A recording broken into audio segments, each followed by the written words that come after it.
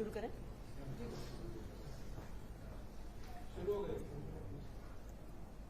जैसा कि आप सभी को पता है कि आम आदमी पार्टी इंडिया अलायंस में है। इंडिया अलायंस में रहते हुए हम 5 स्टेट्स पे चुनाव लड़ रहे हैं। आम आदमी पार्टी के कैंडिडेट्स उतारेंगे। इसमें टोटल 23 कैंडिडेट्स होंगे आम आदमी पार्टी के, जिनमें से 5 कैंडिडेट ऑलरेडी हम पहले अनाउंस कर चुके हैं। आज हम 5 और कैंडिडेट्स के नाम अनाउंस कर रहे हैं। इसमें मोस्टली दिल्ली से है और एक हरियाणा से है। दिल्ली से नई दिल्ली विधानसभा से श्री सोमनाथ भारती जी कैंडिडेट होंगे। साउथ दिल्ली लोकसभा से श्री सही राम जी कैंडिडेट होंगे। वेस्ट दिल्ली लोकसभा से श्री महाबल मिश्रा जी कैंडिडेट होंगे और ईस्ट दिल्ली लोकसभा से श्री कुलदीप जी कैंडिडेट होंगे।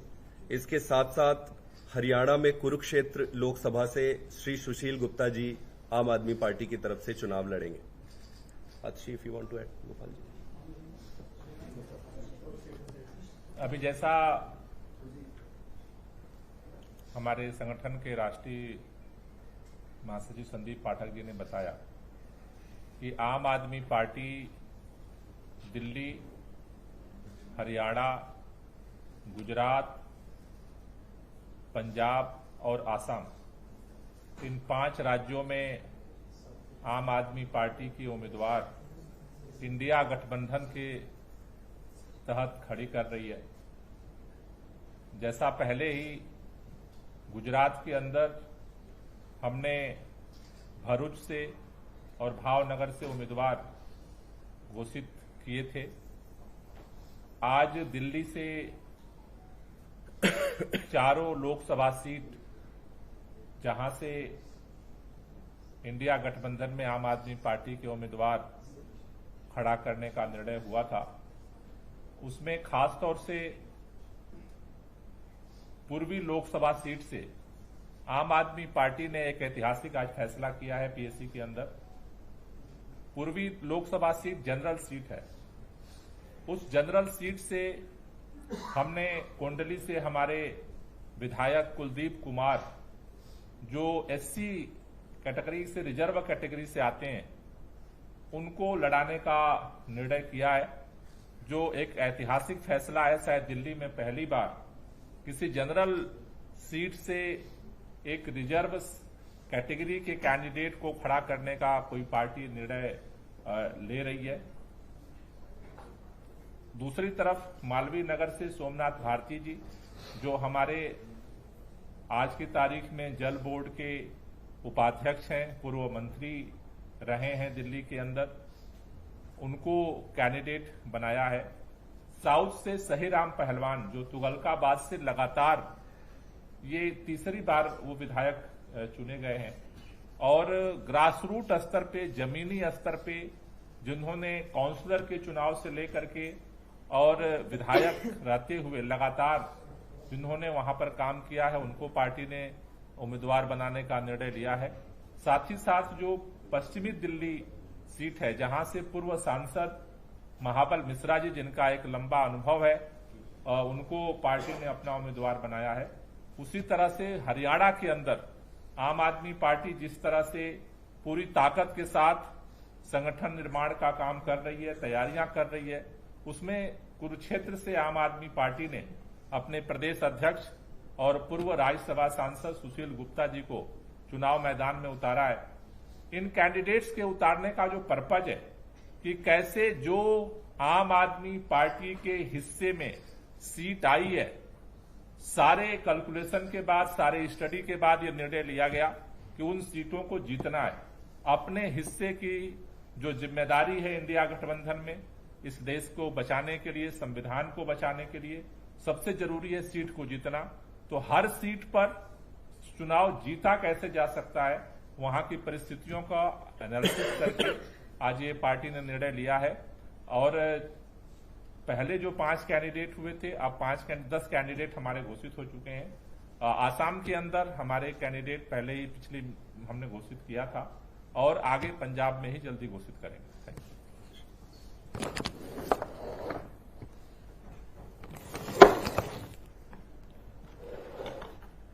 हमारे जो आज 5 कैंडिडेट्स की घोषणा हुई है उनकी एक विस्तृत चर्चा संदीप जी, गोपाल जी ने करी है, लेकिन जो हमारे ईस्ट दिल्ली के कैंडिडेट हैं कुलदीप कुमार मोनू जी, मैं उनके बारे में कहना चाहूंगी कि ये आम आदमी पार्टी ही देश की इकलौती पार्टी है जो कास्ट बेस्ड पॉलिटिक्स को आज खत्म करने का प्रयास कर रही है। वरना चाहे आप दिल्ली की राजनीति देखिए, चाहे आप देश की राजनीति देखिए, कोई भी सीट हो, चाहे वो लोकसभा की सीट हो, चाहे वो विधानसभा की सीट हो, जब भी टिकटों का फैसला होता है तो ये कहा जाता है जी ये ब्राह्मण सीट है, ये पंजाबी सीट है, ये जाट सीट है, ये गुर्जर सीट है, यहाँ पे ये कॉम्बिनेशन चलेगा, यहाँ पे ये कॉम्बिनेशन चलेगा। लेकिन जब से आम आदमी पार्टी राजनीति में आई है तब से इस प्रकार के कैलकुलेशंस को आम आदमी पार्टी ने खत्म किया है। आम आदमी पार्टी सिर्फ ये देखती है कि कौन जनता के लिए काम करना चाहता है, कौन पब्लिक के बीच में रहता है, कौन दिन रात पब्लिक की सेवा करता है, उनकी समस्याओं का समाधान करता है। और इसी को देखते हुए कुलदीप कुमार मोनू जी को हमने ईस्ट दिल्ली से कैंडिडेट बनाया है। कुलदीप जो कुछ साल पहले तक आम आदमी पार्टी के एक आम कार्यकर्ता थे, उन्होंने 2017 में पहली बार पार्षद का चुनाव लड़ा, वो पार्षद का चुनाव जीते, कल्याणपुरी सीट से पार्षद बने। उसके बाद कोंडली विधानसभा से उनको 2020 में टिकट मिला। उनके काम की वजह से, उनकी मेहनत की वजह से, उन्होंने जो पब्लिक सर्विस करी उसकी वजह से 2020 में जिस व्यक्ति ने एक आम कार्यकर्ता के तौर पे शुरुआत करी थी, 2020 में उनको विधायक का टिकट मिला। अच्छी मार्जिन से वो कोंडली की सीट जीत कर आए और इसी मेहनत की वजह से पार्टी ने उन्हें प्रदेश का उपाध्यक्ष भी बनाया। और आज ईस्ट दिल्ली लोकसभा जो एक जनरल सीट है उन्हें हम वहां से चुनाव भी लड़वा दिए। तो ये टिकट जो हमने ईस्ट दिल्ली में दी है, मुझे ये लगता है ये आम आदमी पार्टी की पॉलिटिक्स का एक द्योतक है कि आम आदमी पार्टी सिर्फ राजनीति करने नहीं आई है, आम आदमी पार्टी इस देश की राजनीति को बदलने आई है। और मुझे इस बात पर भी गर्व है कि हमेशा दिल्ली के लोगों ने इस राजनीतिक बदलाव का समर्थन किया है और मुझे पूरा भरोसा है कि जो प्यार, जो भरोसा दिल्ली वालों ने हमेशा आम आदमी पार्टी को दिखाया है, आने वाले इस लोकसभा चुनाव में भी वो दिखाएंगे। Thank you. Thank you. Sandeep ji, 8वां नोटिस अभी सीएम को आ गया है, एक के बाद एक नोटिस आएंगे। जैसा कि आप सभी को पता है और पूरे देश को पता है कि सारे नोटिसेस इलीगल हैं और अभी स्पेशली ये नोटिस का मैटर जो है कोर्ट में है, तो कोर्ट का इंतजार करते हैं, कोर्ट के ऑर्डर का, वर्डिक्ट का इंतजार करते हैं। संदीप जी, कोई कोऑर्डिनेशन कमेटी भी आप लोग बना रहे हैं कांग्रेस के साथ दिल्ली में, खासतौर से कोऑर्डिनेट करने के लिए, क्योंकि काडर मोबिलाइजेशन दोनों पार्टियों का होगा एक दूसरे की सीटों पे, तभी जीत सुनिश्चित हो पाएगी। बिल्कुल आप सही कह रहे हैं, इसके लिए हमने प्रपोजल रखा हुआ है। मेरा मानना है कि कुछ दिन में ये मटेरियलाइज हो जाएगा।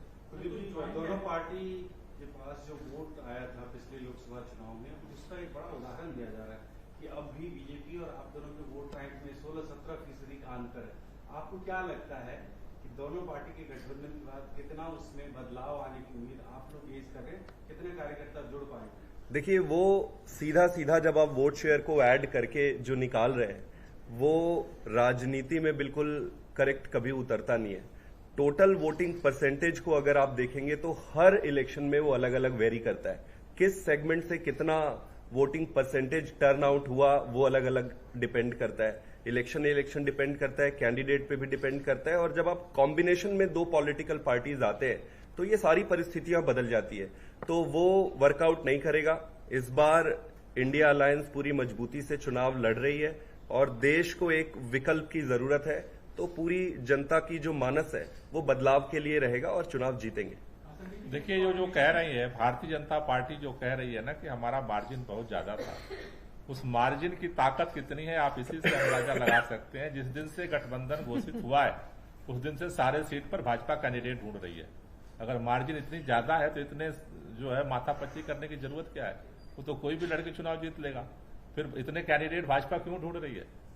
संदीप, आपने कोऑर्डिनेशन की बात की है, क्या ये जो अनाउंस कैंडिडेट है इसके अंदर भी क्या कोऑर्डिनेशन का कि इसके कंसेंसस बन पाए कि दूसरी पार्टी की हम एक कैंडिडेट फील्ड कर रहे हैं, इसकी भी मंत्रणा दोनों पार्टियों के बीच में हुई है? हम म्यूचुअली एक दूसरे से डिस्कस करके म्यूचुअल अंडरस्टैंडिंग के साथ की है। बाकी हर पॉलिटिकल पार्टी का अपना प्रेरोगेटिव है कि किसको कैंडिडेट होगा। ठीक है, चलिए।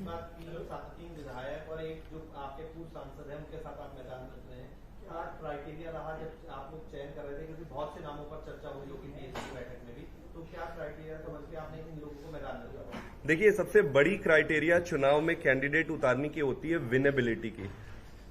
पब्लिक में, जनता में, ये पब्लिक लाइफ में है। पब्लिक लाइफ में इनका इमेज आप देखेंगे इनके विधानसभा में, जैसे कुलदीप जी के बारे में हमने बताया, सोमनाथ जी के बारे में बताया, आप हमारे सही राम जी के बारे में आप देखेंगे तो इनकी पब्लिक में काफी अच्छी इमेज है, इन्होंने बहुत अच्छा काम किया है। तो प्राइमरी क्राइटेरिया विनेबिलिटी है और पब्लिक में इन सब के बीच में काफी अच्छी इमेज है।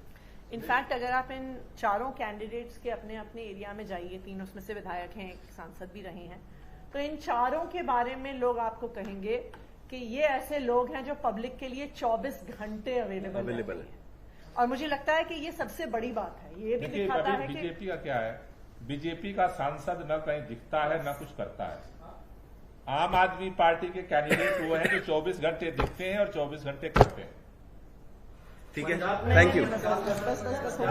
We will announce in some time.